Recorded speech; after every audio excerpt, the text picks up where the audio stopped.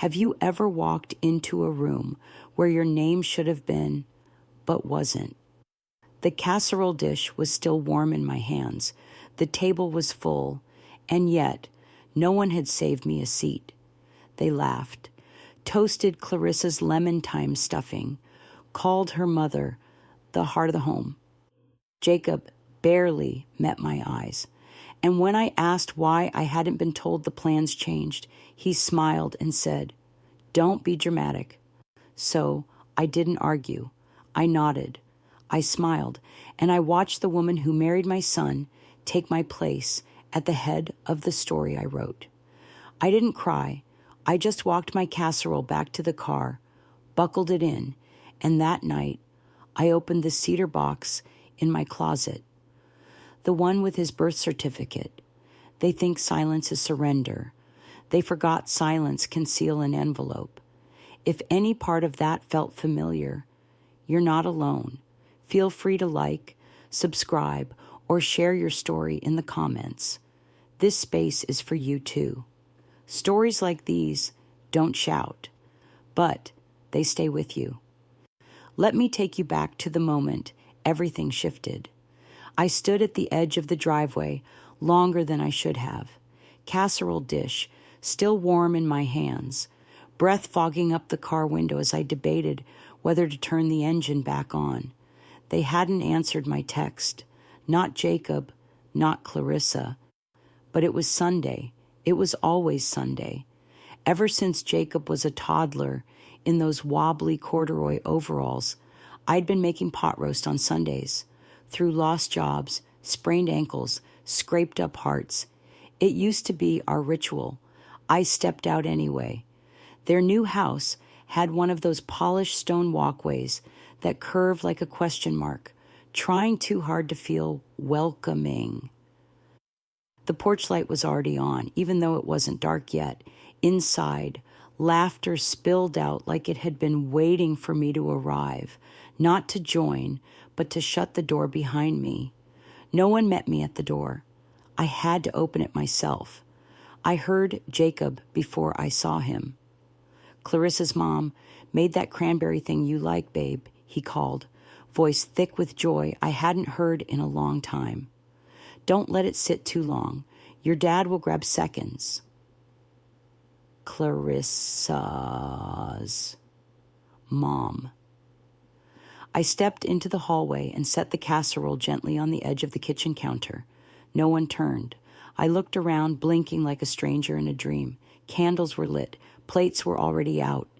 Everyone had drinks. The table was full. I wasn't. "Oh, Mom," Jacob said finally, noticing me. He gave a startled laugh and a glance at his watch, like I was the one early. "We weren't sure you'd still come, you know, after the last conversation." Last conversation. I remembered it.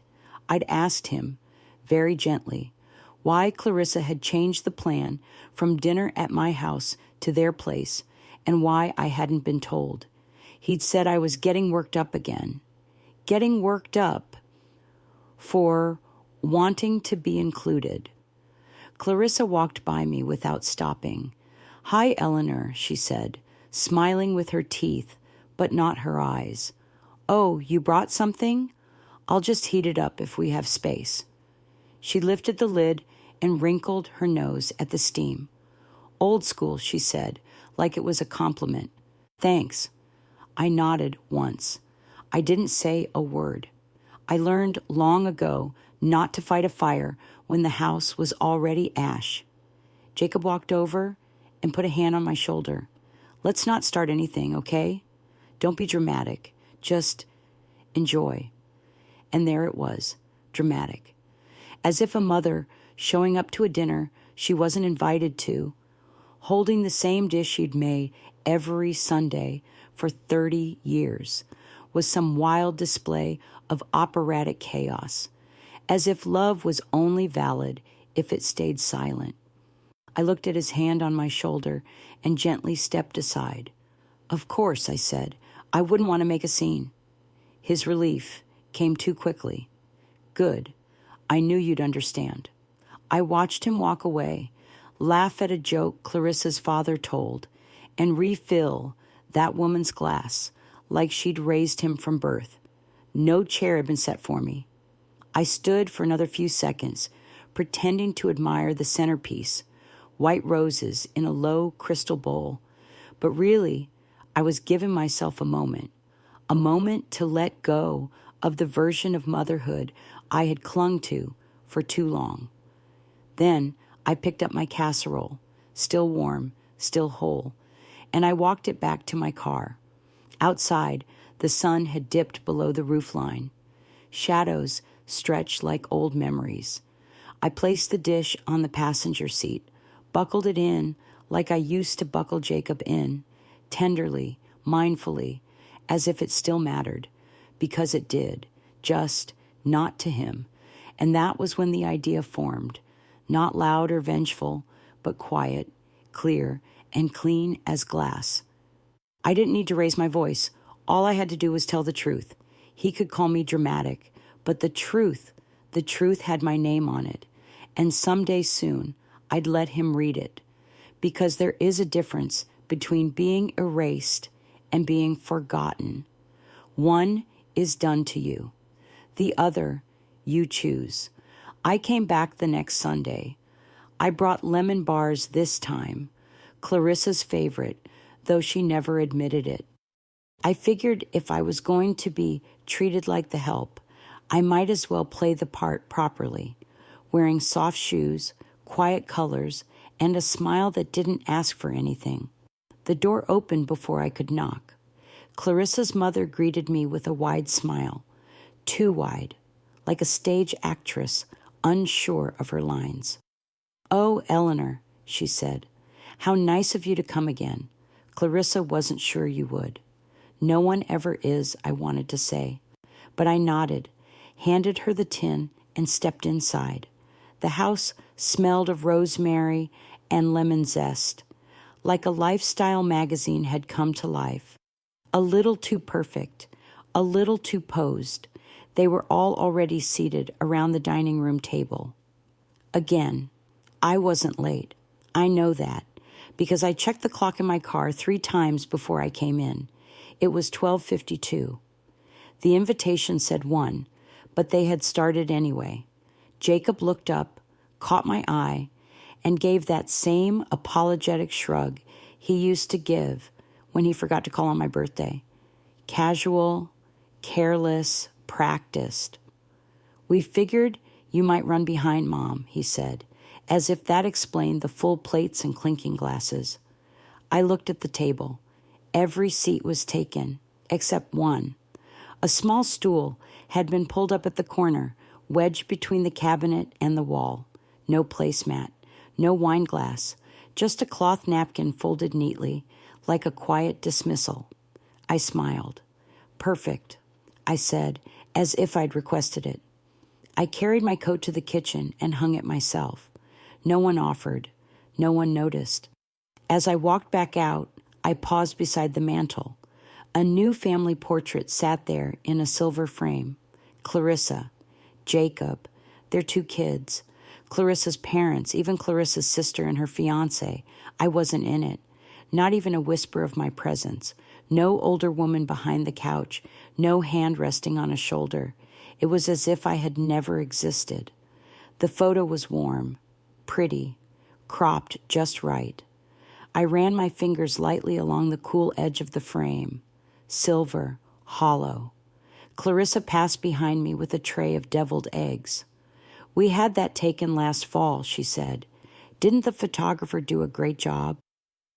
Then, without waiting for a response, she added, "Jacob says it's the first picture that really feels like family."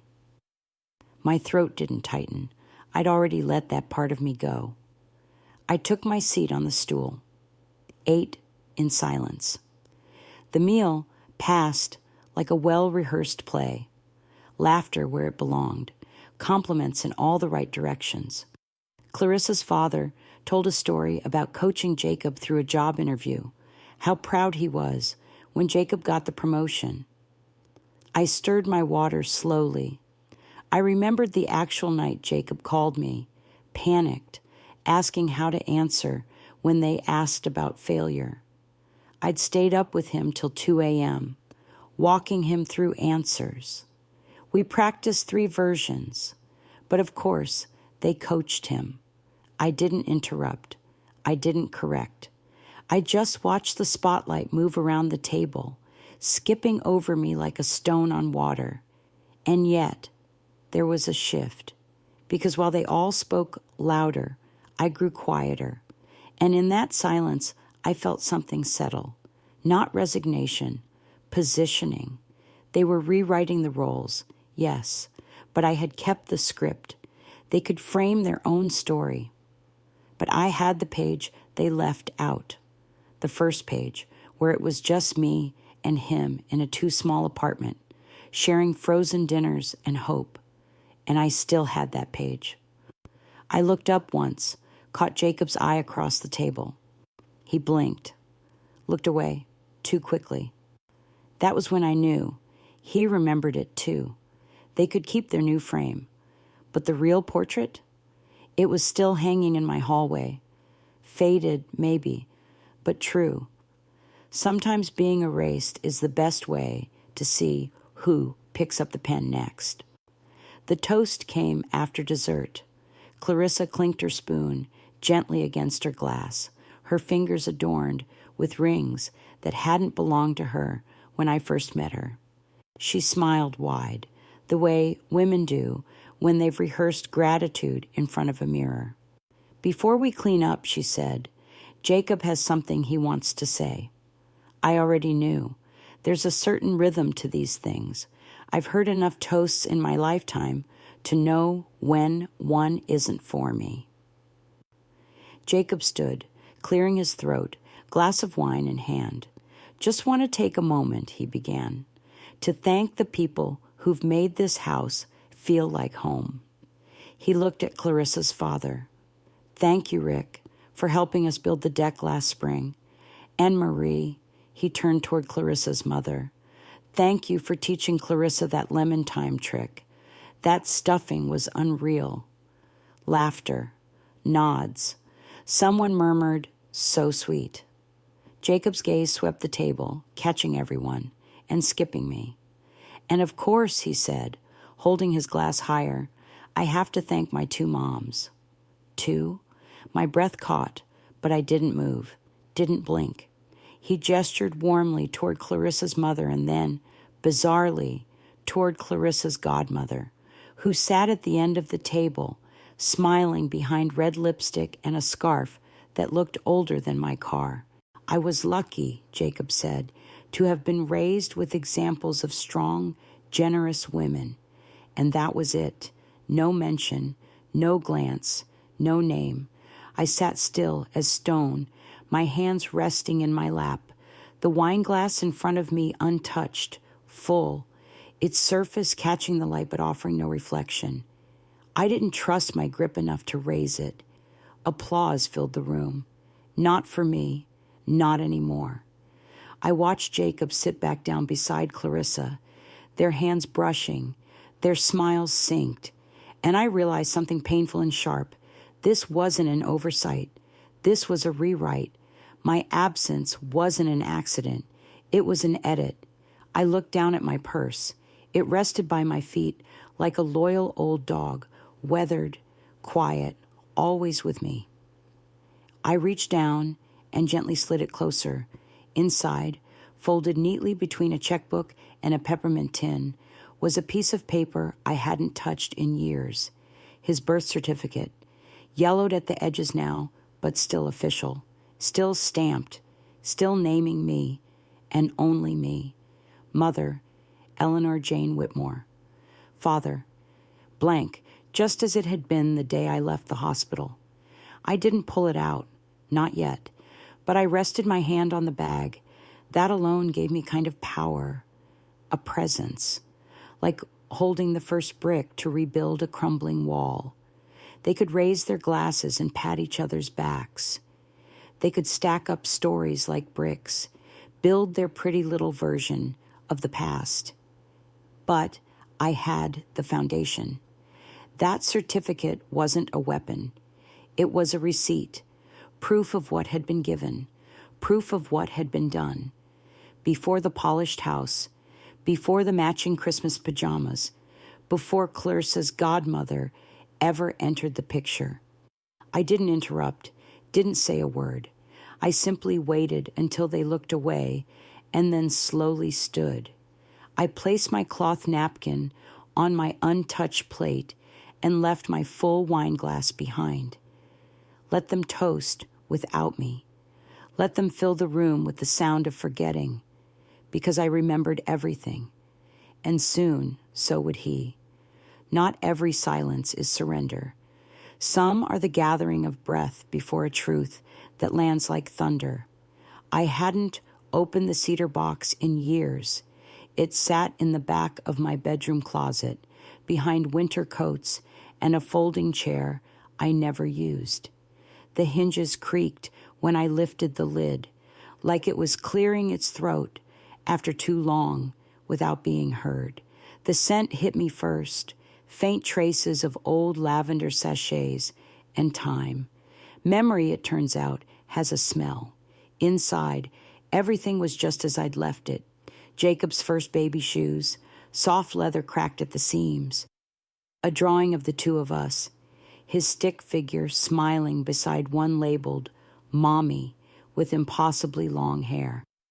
He'd drawn that the year I cut it short after chemo, said I still looked like a princess. Underneath it all, tucked in, a yellow envelope with a paperclip, was the certificate. Birth certificate, State of Pennsylvania. Child, Jacob Edward Whitmore. Mother, Eleanor Jane Whitmore. Father, N.A. I traced my name on the line, one finger gently moving over the print, as if to remind myself it was real. It was always just the two of us in the beginning. I raised Jacob alone, not by choice, but by survival. His father left before he turned 2. I worked double shifts at the diner, took night classes when Jacob was asleep, juggled meals and bills like a circus act I never auditioned for. But I never dropped him, not once. The walls of our apartment were thin, the fridge was temperamental, and we never quite had enough. But there was laughter, blanket forts, the sound of little footsteps running toward me after daycare like I was the sun returning to his sky. That version of him, the one with sticky fingers and Velcro shoes, he would never have forgotten me in a toast. But people change, or maybe they choose what they want to remember. I sat on the floor beside the box, the room dim around me.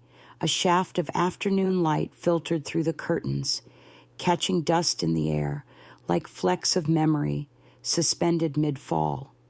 I reached back into the envelope and pulled out a faded Polaroid, me holding Jacob at the hospital, eyes swollen from labor, but smiling like I'd just been handed the world.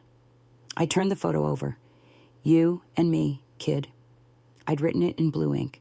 Simple, final, true. And yet here I was now, erased from his story, cropped out like an old mistake. I laid the photo beside the birth certificate and stared at them both. One bore my name, the other bore my love, and neither had faded as much as Jacob had hoped. I didn't cry. Not this time. Instead, I stood up, wiped my palms on my skirt, and carried the envelope to my desk. I slid it into a new folder, labeled it Estate Documents in neat block letters, not out of bitterness, but because clarity, unlike resentment, ages well. They could claim whatever narrative they wanted over Sunday brunch and overpriced candles. But I had the facts, and facts, I've found, don't need to shout to be powerful. They just need to be placed in the right hands at the right time. Someday, when the noise fades and the polished stories crack, Jacob will find this file, maybe in a drawer, maybe from a lawyer's hand, and maybe, just maybe, he'll read that certificate like scripture and know that I was always the beginning of his story, even if he forgot to thank me for it, because the past doesn't need permission to exist. It only needs a keeper. The voicemail came on a Tuesday morning. I was standing at the sink, rinsing out a teacup, when I saw the blinking light on the machine. I don't know why I still used a landline. Habit, maybe. Or hope. The kind of hope that dies slow, even when logic tells it to quit. Clarissa's voice clicked on first. Tight, cheerful, forced. Hi, Eleanor. I just wanted to follow up on Sunday.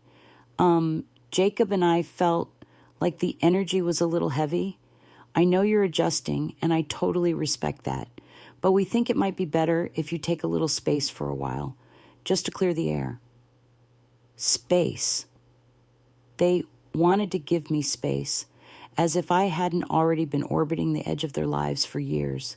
The next message followed, not long after. Jacob, this time. His voice was soft, almost ashamed. Hey, Mom. Clarissa told me she called.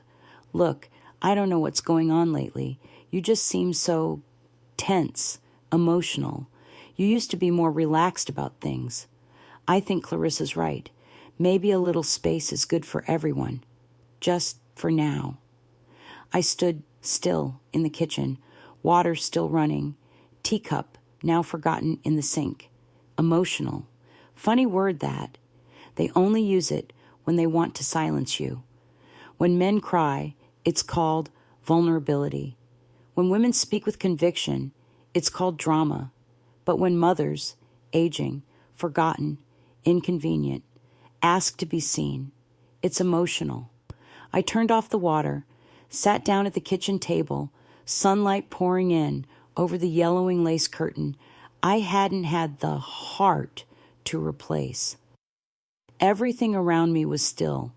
The ticking clock, the fading bloom of tulips in the glass vase, the unopened envelope from the community center asking for volunteers. I listened to the messages again, then deleted them. And just like that, their voices vanished. A small, satisfying silence followed.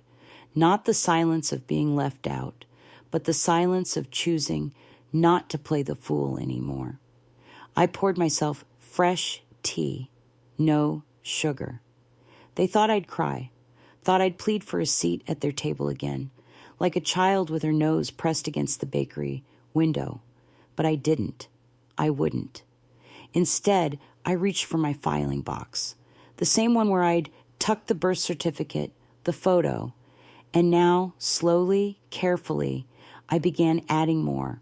Bank statements, copies of my will, a typed note addressed to Jacob, not angry, just honest. I drafted the first line of the letter. This is not an act of emotion. It is an act of memory. Then I paused, took a breath, and I kept writing.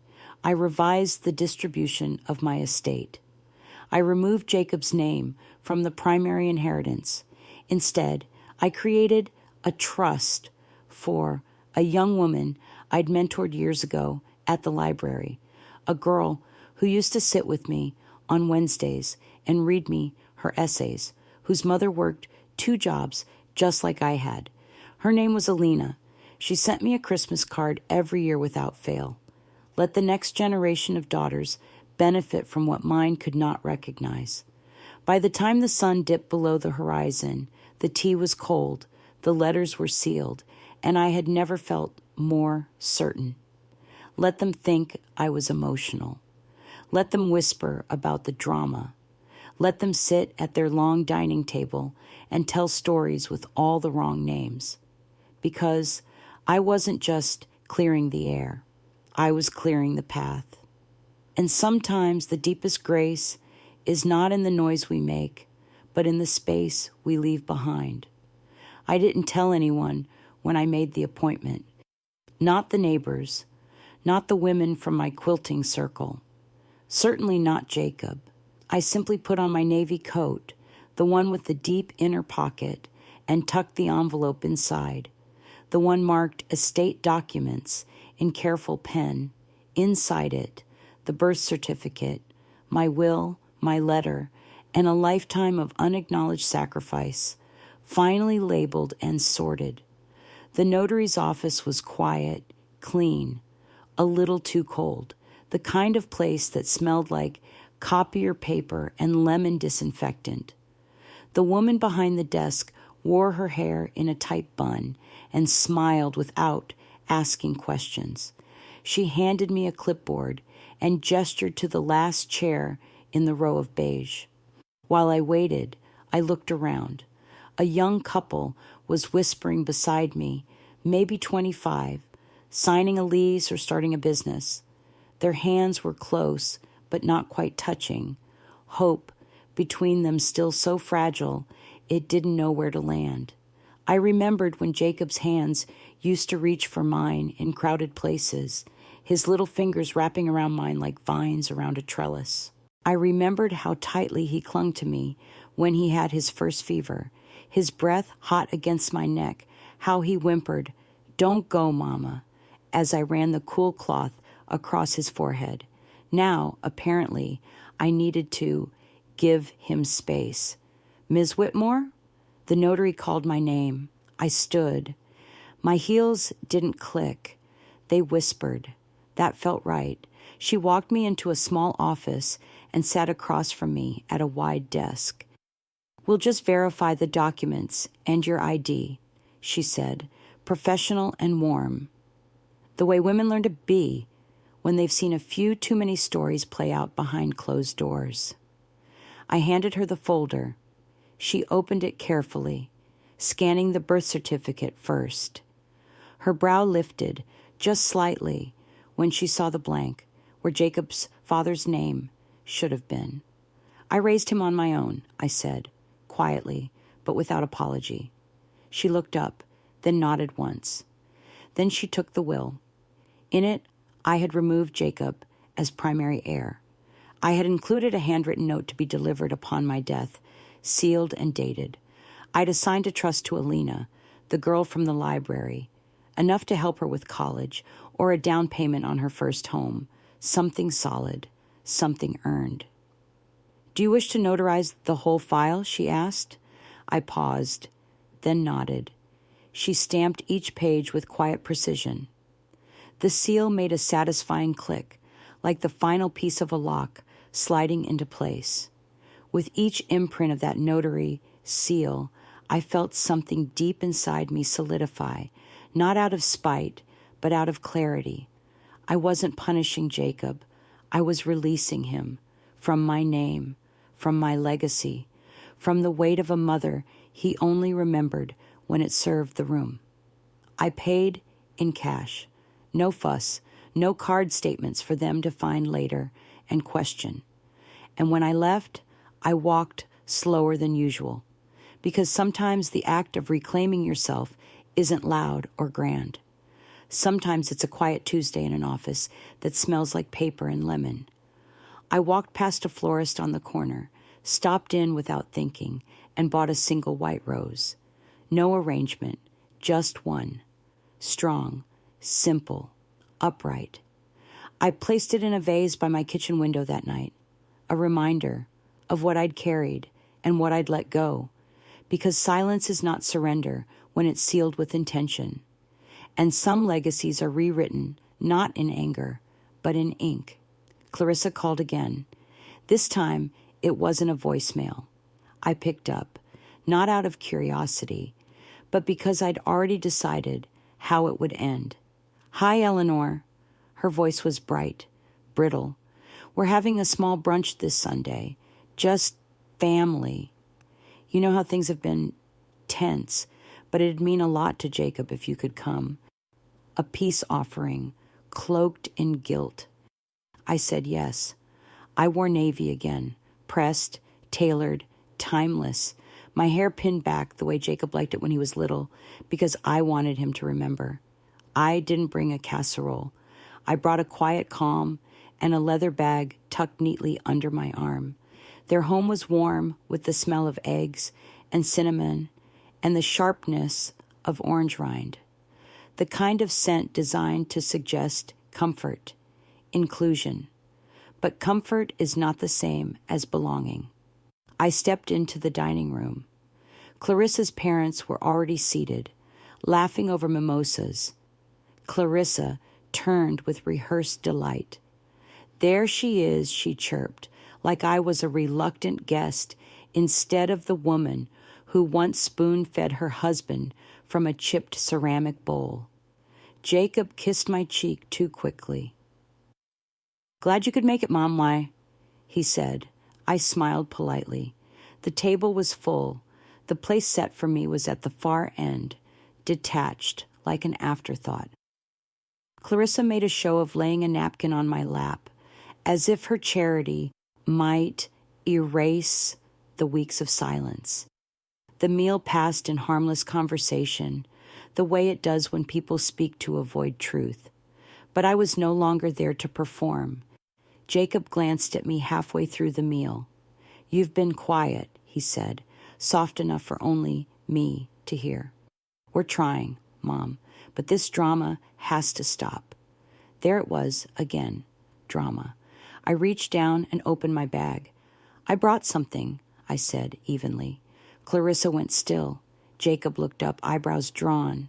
The room quieted, not all at once, but gradually, like a faucet being turned off drip by drip. I pulled out the envelope, set it gently in front of him. He stared at it. "What's this?" "Your beginning," I said. "Something you seemed to forget when you decided who counted as family." Clarissa frowned. "Eleanor, is this really necessary?" I turned to her, not unkind. "No, dear, it's overdue." Jacob unfolded the document. His face changed almost instantly. "Birth certificate. Mother, Eleanor Jane Whitmore. Father, blank." The air shifted. I didn't raise my voice. I didn't cry. I just looked at my son, the boy who once scribbled, "I love you, Mommy," on the bathroom mirror with toothpaste, and said, "You say I'm dramatic, but this says I was all you had." No one moved. Clarissa's mother cleared her throat. Someone set a glass down too hard. Jacob opened his mouth, but no sound came. I stood. "Enjoy your brunch," I said, sliding my chair back. "This will be my last." And I walked out. I didn't slam the door. I didn't look back, because I didn't need applause. I only needed him to see it, on paper, in ink, undeniable, that while they curated their pretty little narrative, I had always carried the truth. And now, so did he. Because the most powerful truths aren't screamed across rooms. They're handed over, quietly, folded, signed, and sealed with history. The phone rang 3 times that night. First Jacob, then Clarissa, then Jacob again. I didn't answer, not because I was angry, though a younger version of me might have been. No, this time it was something else entirely. I simply had nothing left to explain. I let the machine take their voices, little echoes I didn't need to hear anymore. The tone in Jacob's voice had shifted, more unsure, more hollow. He was searching for footing, like a man suddenly unsure of the ground he stood on. Clarissa's message was clipped and frantic, like someone scrambling to tidy a room guests had already seen. But I had stepped out of that room. By Friday, I'd packed the last of my things into 3 suitcases and a canvas tote. The moving truck came quietly, just after lunch.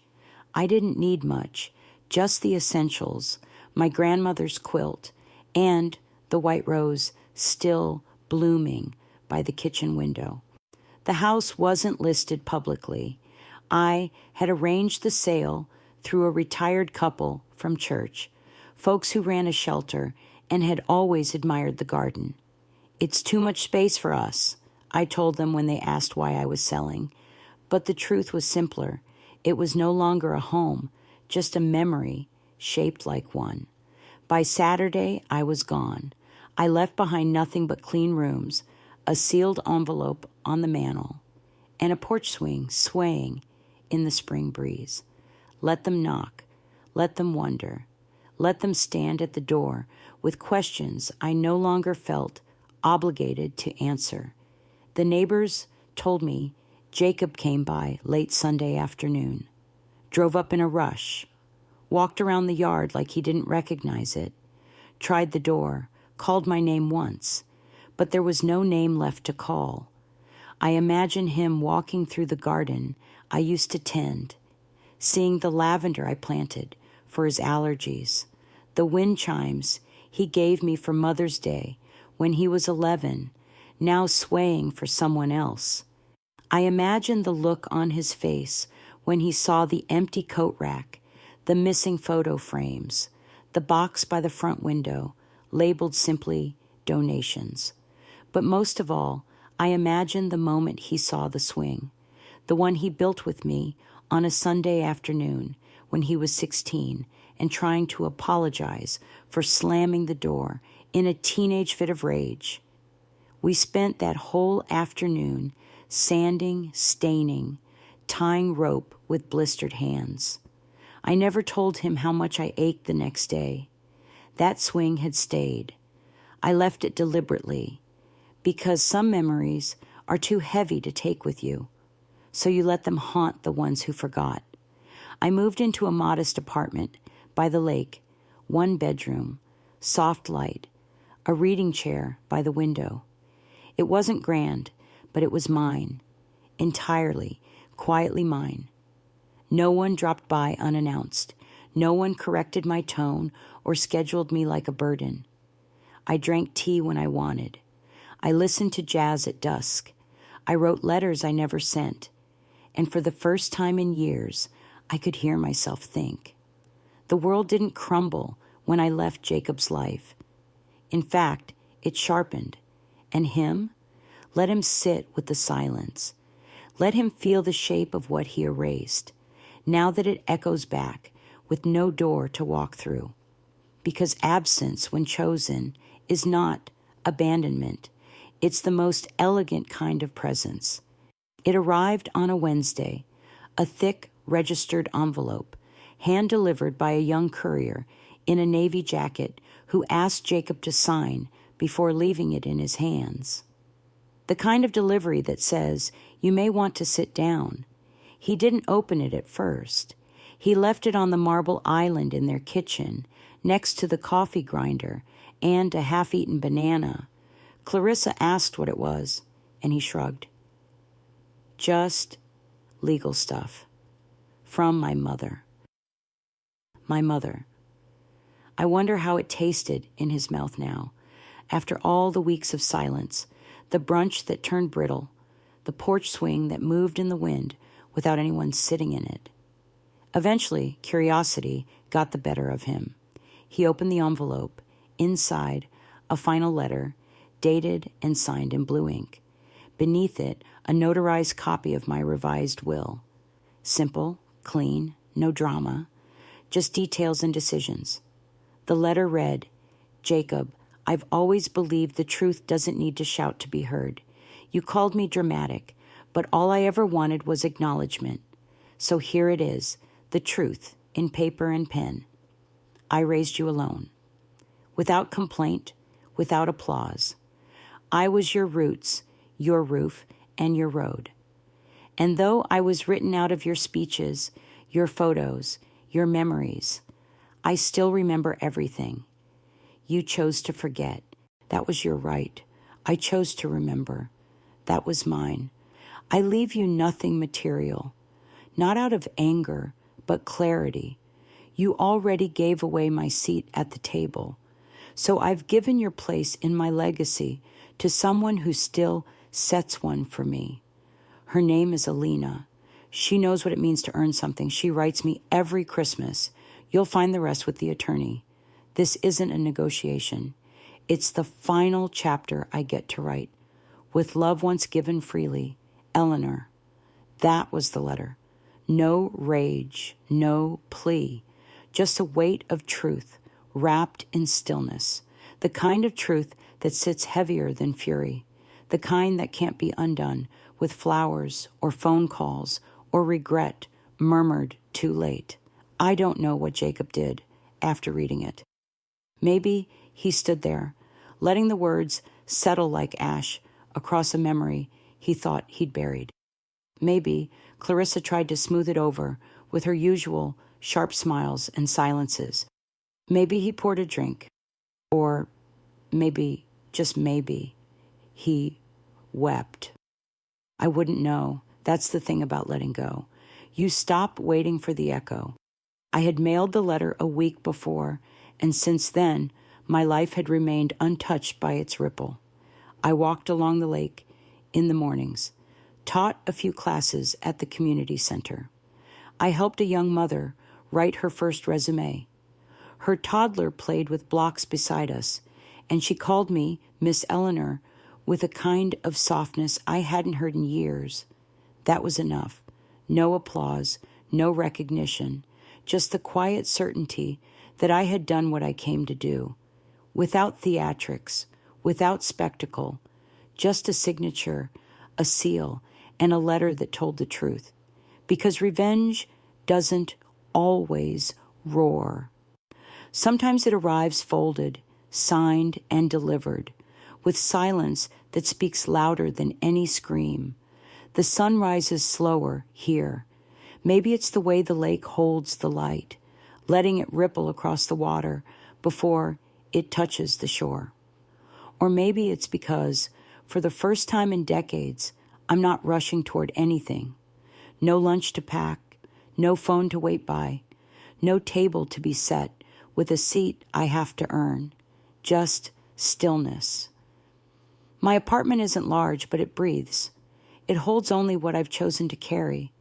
My books, my rocking chair, the white rose that somehow still blooms by the window, and now a new addition, a picture frame. It rests on the shelf above my desk, beside a ceramic mug that a child painted for me in art class, crooked and brilliant. Inside the frame is a drawing done in crayon and construction paper, a stick figure woman with bright orange hair and a smile that spans the page. Above her, in bold block letters, it reads, "Miss Eleanor is my favorite," signed in wobbly handwriting by a girl named Ava, age 6. She comes to the center with her mother every Tuesday. Her mother is finishing a GED. I help with the applications and the letters. Ava helps by coloring quietly and offering me fruit snacks. She says I remind her of her grandma, only less tired. That made me laugh. She doesn't know my story. She doesn't know about Jacob, or the brunch, or the white envelope that changed everything. She just knows I show up every week with warm eyes and firm kindness, and somehow that's enough. They held a volunteer appreciation lunch last week. Nothing fancy, folding chairs and foil pans and lemonade in a jug, but real, honest. Every person in that room had carried something heavy and come out the other side with hands still open. During the lunch, one of the staff stood up and said, "There's someone here who shows us what grace looks like in silence." And they looked at me. I didn't stand. I didn't need to. The moment didn't ask for performance. It simply confirmed something I'd always suspected. You don't need a legacy built on plaques or praises. Sometimes all you need is a small hand in yours and the feeling that this time you are seen. Jacob hasn't called since the letter. I don't expect him to. Maybe one day he'll come looking for something, redemption, clarity, maybe even forgiveness. And if he does, he won't find a mother waiting by the door, but he might find a woman by the lake, helping someone else build the life she once gave him. He might see her smile and realize for the first time that silence was never absence. It was choice, it was authorship, and it was mine. So I framed Ava's drawing, not because it's perfect, but because it's true, because someone, without prompting or permission, decided that I mattered, that I was worth the paper, the color, the crayon. And this time, I didn't have to earn it, because in the end, it's not the photo they frame that defines you. It's the life you live outside of it. And mine is finally in focus. Some women disappear slowly, not in death, but in dinner conversations, in the way their names are left off speeches, in the way chairs are set without them. It doesn't happen all at once. It's a slow undoing, a quiet revision of history where sacrifice becomes background noise.